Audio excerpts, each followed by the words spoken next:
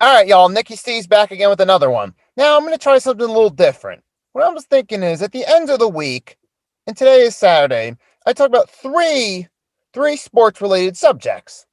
I'll talk about two Philadelphia sports related subjects, and then another subject about something going on in the sports world that isn't Philadelphia related. So this is going to be my first video in that installment. So please give me feedback. Let me know what you think of this. So for this one, I'm going to talk about the Sixers' first three games against the Atlanta Hawks. I'm going to talk about some of the Eagles waves they made. And then I'm going to talk a little bit about the Floyd Money Mayweather Logan Paul fight. You want to hear content about the Philadelphia Eagles and the Philadelphia 76ers? That's straight to the point, no nonsense, no over the top shenanigans. Say what we got to say and keep it moving. Then you made the right choice coming to Nikki Steve's channel. So stay tuned. All right, so Sixers. So we played three games against the Atlanta Hawks. Sunday, Tuesday, Friday. We're up 2-1 after game three. I mean, obviously, we saw game one. We played a terrible first half, particularly on defense. We could not stop Trae Young. We let him he played like Steph Curry in that first half on game one. We tried to make adjustments, but we still lost. But then game two, we made necessary adjustments as needed. Although we did play better, we almost let the Hawks come back, but we were still able to hold on to get the W. And game three last night on the road was definitely our best of the three games so far. I really liked what I saw in game three. I like that we had Joel, Ben, and Tobias all on their offensive game. And of course, I really love the assist that Ben Simmons gave, where he's holding on the ball. That was great. That was cool. I love seeing Ben Simmons contribute on offense. That's good. I like that because we know Joel and Tobias can contribute offensively and they're consistent at it.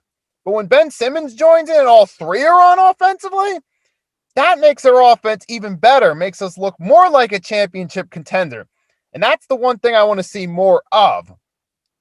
I definitely like that we did much better defensively in games 2 and 3, particularly game 3. Trae Young did get 28 points in the game, but considering he got close to that in the first half on Sunday, apologize, I can't remember the exact numbers.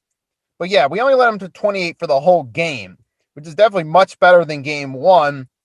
But I like what I saw most in game 3. We actually played a good defensive game. We managed to contain the Hawks, and we played good offensively. We need to do more of that going into next week in games 4 and 5. And hopefully we won't have to go to game 6, but if we have to go to a game 6 and game 6, so we're up 2-1. We got some momentum going into next week, got some momentum going into game 4 Monday, which is a good thing. So I'm happy that the Sixers did that. Now, there's one more thing. I like what I'm seeing from Tyrese Maxey with the minutes he gets. He doesn't get much minutes, but when he does get in, he does well, and I like seeing that as well. So I did also want to give Tyrese Maxey a shout out as well. Of course, like I said, I'm happy with the Sixers being up 2-1. Hopefully they continue doing what they did well in games 2 and 3, particularly game 3 going into next week. Now I'm going to talk about the Eagles. All right, now I'm going to talk about the Eagles for a little bit. So we didn't do anything significant. We just waived a few players, basically trimmed down the fat of our roster is what we did. So undrafted free agent quarterback Jamie Newman, who was signed after the draft, has been waived already. Makes you wonder, why did we bring him in the first place? Now looking back on it, I feel justified I didn't even bother talking about it. But same thing with the two wide receivers that were waived, Khalil Tate and Trevon Grimes. If I'm pronouncing that correctly. But anyway, we got rid of those guys too.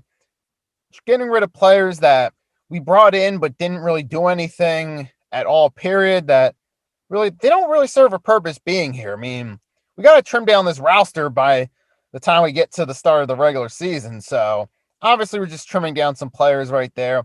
I was thinking maybe they'd get rid of a running back, so they do need to trim down a little bit there, but eventually they're going to have to do that eventually. But I'll talk about it definitely when we get there. And there's not much to say about it. I apologize. You was hoping to hear me talk about it a little bit more, but there's really not much to say about it because these guys, they weren't doing anything in the first place. They were just there taking up spots. The Eagles decide, okay, we need to get rid of some guys. We can't have too many guys here. Some guys are just taking up spots, so let's get rid of them.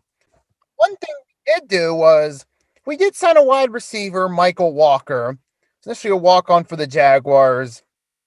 Didn't do anything there. Now he's coming as a walk-on to the Eagles. The Eagles are hoping to use him as a return specialist because he was a return specialist in college. but we'll see what happens. I mean, first he's going to have to make the roster. He's going to have to show himself in training camp and preseason, and he might end up making the roster. And if he does and we use him as a return specialist, that'd be great because we need a return specialist.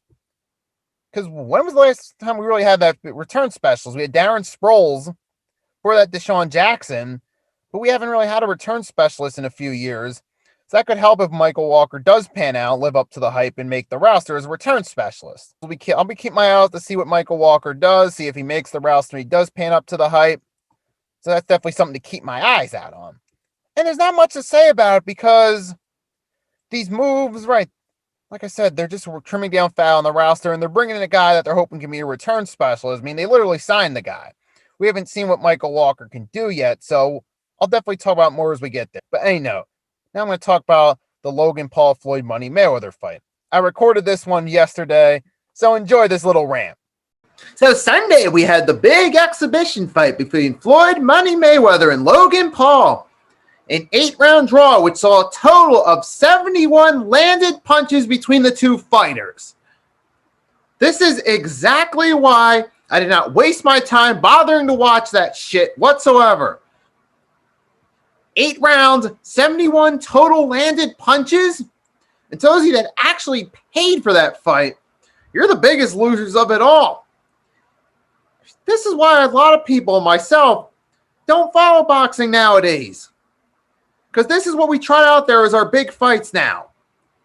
Exhibitions and snooze fests like this. And apparently from the highlights that I've seen, I can only get through a few minutes of the highlights. It was a few minutes of my life I'll never get back. That's how boring even the highlights were. So Floyd Mayweather obviously did not take that fight seriously at all. It's obvious he didn't come in prepared. And as I saw when I listened to what Skip and Shannon had to say on Undisputed, even Mayweather saying something to the effect of, I'm not a fighter, I'm an entertainer. Well, if Floyd Money Mayweather wants to be an entertainer, how about you try to get yourself in better shape for these exhibitions? That way you perform better, so that way the fight is actually more entertaining to those who watch it. But of course, Floyd Money Mayweather can't be bothered to do that. And you want to know the real reason why? The real reason why is he's only there to get a paycheck, and that is it. He don't care about entertaining no one. He don't care if the people that paid to see it in person or the people that actually paid for it on pay-per-view feel ripped off. He's just there for the paycheck. He really don't care about entertaining you guys. That's just his line he uses to justify these fights. But he's really there for the paycheck, bottom line. It's time we should stop supporting these god-awful fights. News fests like this is why I don't follow anymore. Remember the fight of the century, I should say the fraud of the century back in 2015? Yeah, that ended up being pretty boring. I'm spending more time in recent 5-6 years watching boxing movies than keeping up with actual boxing. It's fights like the fight on Sunday is one of the reasons why. But I'm not going to say anything else about it because they don't really deserve my attention. I already gave them attention by commenting on it. So, yeah, let's move on.